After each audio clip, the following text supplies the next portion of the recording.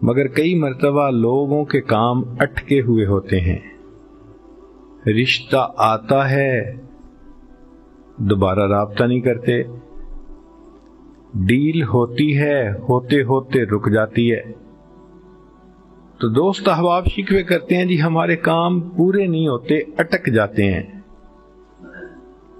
اور پھر وہ کسی کے پاس جاتے ہیں، عملیات والوں کے پاس، تو ان کا تو چونکہ کاروبار ہے، انہوں نے پیسے کمانے ہوتے ہیں، تو وہ سمپل جواب دیتے ہیں جی کسی نے لگتا ہے تمہارا رزق باندھ دیا ہے، کسی نے تمہارا رشتہ باندھ دیا ہے، اور ہم اس کو بلیو کر لیتے ہیں۔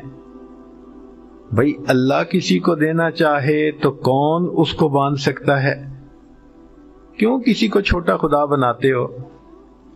کوئی کسی کا رزق نہیں باندھ سکتا، کوئی کسی کا رشتہ نہیں باندھ سکتا، ہمارا ایک ہی خدا ہے، اس کے کام کو کوئی روک ہی نہیں سکتا، خواہ مخواہ اپنا عقیدہ بھی خراب اور اپنا عمل بھی خراب۔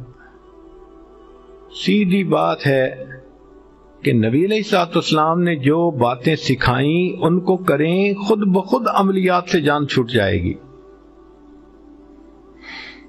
چنانچہ عورتیں اکثر پوچھتی ہیں جی کہ میرا رشتہ اچھا ہو جائے، بیٹے کو جاب مل جائے، بہو کا ویزا رکا ہوا ہے، فلاں کام اٹکا ہوا ہے، تو بھئی اٹکے ہوئے کاموں کے لیے عمل نبی علیہ السلام کے مبارک زبان سے ابو داؤد شریف کی روایت ہے۔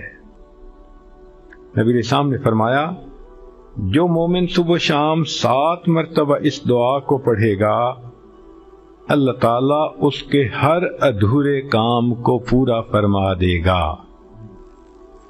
اور وہ کیا ہے؟ حسبی اللہ لا الہ الا ہو علیہ توکلت وہو رب العرش العظیم۔